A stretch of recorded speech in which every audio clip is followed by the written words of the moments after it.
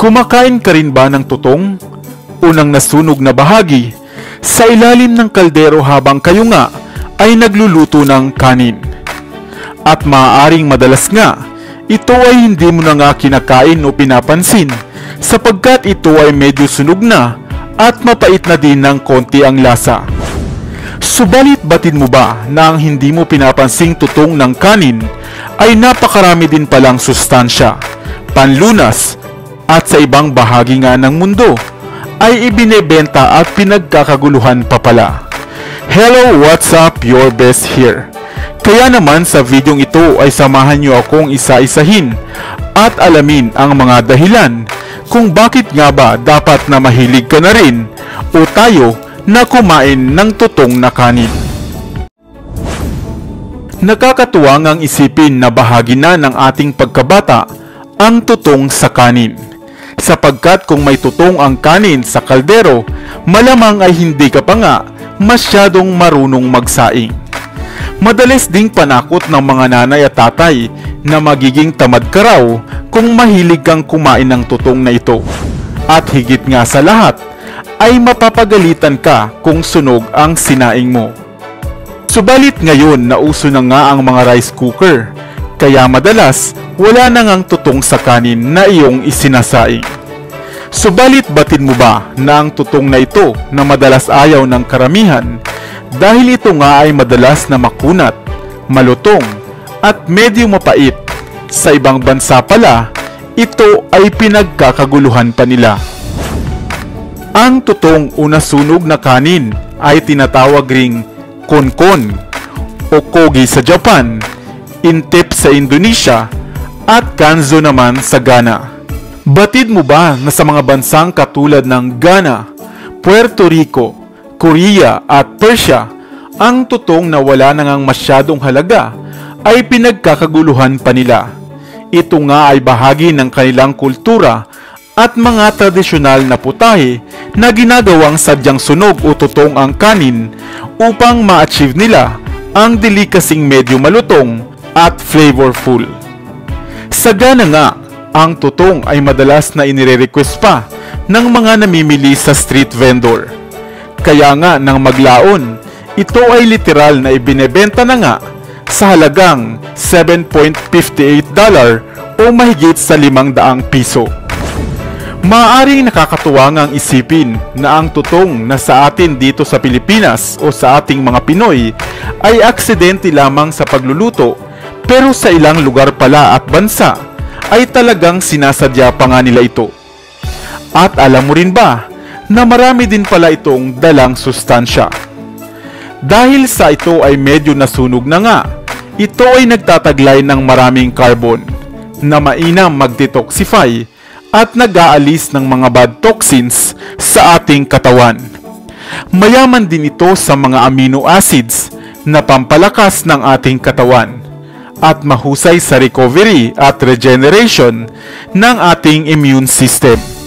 At higit nga sa lahat, lalo na nga kung kayo ay lasinggero, mainam palang pantanggal ng hangover ang pagkain ng tutong. Subalit sa kabilang banda, huwag ding kumain ng sobra-sobra dahil ang mga sunog na kanin ay mayroong mataas na component ng acrylamide na kadalasang dahilan din ng pagkakaroon ng cancer. Kaya naman kumain lamang ng moderately o paminsan-minsan. Ikaw, mahilig ka rin ba sa tutong? Ano naman ang tawag nito sa inyong lugar? Sana ay may bago kang natutunan sa videong ito.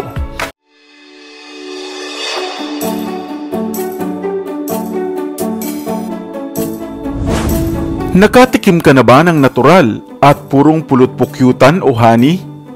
Sapagkat ito ay mayaman nga sa mga sustansyang kailangan ng ating katawan. Una na nga bilang panlaban sa infeksyon at para sa masiglang puso. Subalit batid mo ba na hindi lamang ang honey o ang pulot nito mismo ang masustansya, bagkus pati na rin ang pinagkukunan nito o ang tinatawag na honeycomb o bahay ng bubuyog o bahay ng honeybees. Hello, what's up? Your best here. Kaya naman halika at alamin ang mga benepisyong dala ng pagkain mo at pagkonsumo ng bahay ng pukyutan at kung bakit nga ba ito ay kailangan mo ring matikman. Honeycomb, dugos, beehive o bahay ng pukyutan kung tawagin. Ito nga ay pinagkukunan ng matamis at masarap na honey. Subalit madalas ay kinakailangan mo munang suungin ang napakaraming bubuyog o mga pukyutan bago mo nga makuha ang masarap at matamis nitong honey. Kung kaya naman, madalas nga ay mas pinipili na lamang nating bumili sa mga ibinebenta sa tindahan. Subalit, hindi ka nga nakasisiguro kung ito ay puro at walang halong tubig o kaya naman ay asukal. Sapagkat ang purong pulot pukyutan o honey ay full pack sa mga masustansyang nutrients at gayon din naman ang bahay nito o ang honeycomb. Batid mo ba na ang mga bahay ng bees ay masarap nguyain, na chewy, gaya ng gum? Ito ay nagtataglay ng long chain fatty acids na maganda sa ating mga puso at nagpapababa rin ng cholesterol level. Ito rin ay mayroong natural na mga alcohol content na mainam sa kalusugan. Kaya nga mapapansin mong medyo malalasing ka nga kung maparami ang konsumo mo nito. Maaari mo rin itong gawing alternatibong sugar para naman sa mayroong mga diabetes. At dahil ang honeycomb ay mula nga sa mga wax na napuproduce ng mga bees at inihahalo nila sa honey at mga pollen buhat sa mga bulaklak, kaya naman ito ay isang natural at organikong pagkain na nag-uumapaw sa sustansya. Mayaman din ito sa mga carbohydrates at antioxidants na kailangan ng ating katawan. 3 hanggang 4 na ulit ngang mas masustansya ang natural na pulot, buhat mismo sa bahay nito, kesa sa mga nabibili na nakaproseso na. Mainam rin para sa mga batang inuubo ang pagkain ng bahay ng pukyutan. Subalit tandaan na makasasama naman ito sa mga baby o mga sanggol sapagkat maaaring magdulot ito ng karamdamang tinatawag na botulism. Mainam rin sa ating atay ang pagkain ng bahay ng pukyutan sapagkat ang mga beeswax alcohols na tinataglay nito ay magpapaganda sa kondisyon ng ating atay.